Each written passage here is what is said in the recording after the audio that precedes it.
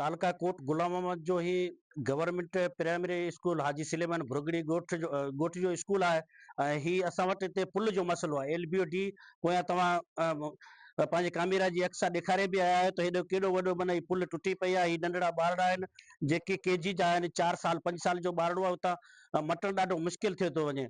उन जे लाइ असां गुज़ारिश करियूं था LBO-D इंतिज़ामिया खे ऐं आला अमलदारनि खे त इहो जल्द खां जल्द इन जो नोटिस वरितो। कई हिते हादसा भी पेश थिया आहिनि, कई ॿारड़ा किरिया आहिनि, हिननि जा किताब किरी वञनि था ऐं ॿारड़ा भी किरिया आहिनि। उन जे लाइ असां आला अख़्तियारनि खां उहो मुतालबो करियूं था असां ॻोठाणा त जल्द खां जल्द ही LBO-D वारी जेको जाड़ा वाटरनि ते जेका पुल आहे RBO-2 जेका ते पुल जेका आहे इहा तमामु हालत इन जी तमामु ख़राब आहे, उनजी ठाराए ॾिनी वञे ऐं हिन ॻोठाणनि तोड़े ही नंढड़ियूं जेको नियाणियूं आहिनि जेको अच वञ लाइ ॾाढियूं मुश्किल आहे। उन जा वालदेन सुबुह जो इंतज़ारु कंदा आहिनि, उहो पाण अची टाइम ते बीहंदा आहिनि त कॾहिं लेट थी वेंदी आहे त पोइ वरी उस्तादनि जे टाइम स्कूल जे पढ़ाइण जो बि मसइलो थी वेंदो आहे। ऐं हिते उस्ताद बि अॼु ॾिसो तव्हां एतिरे क़दर जो उस्ताद साहिब बि असां सां गॾु बीठो आहे, हुन चए थो मुंहिंजे स्कूल जे ॿारनि जे लाइ वॾो ही मसइलो आहे।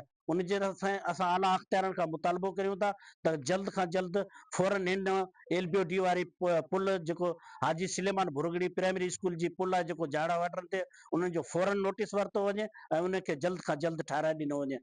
इहो असां ॻोठाणनि जो मुतालबो आहे।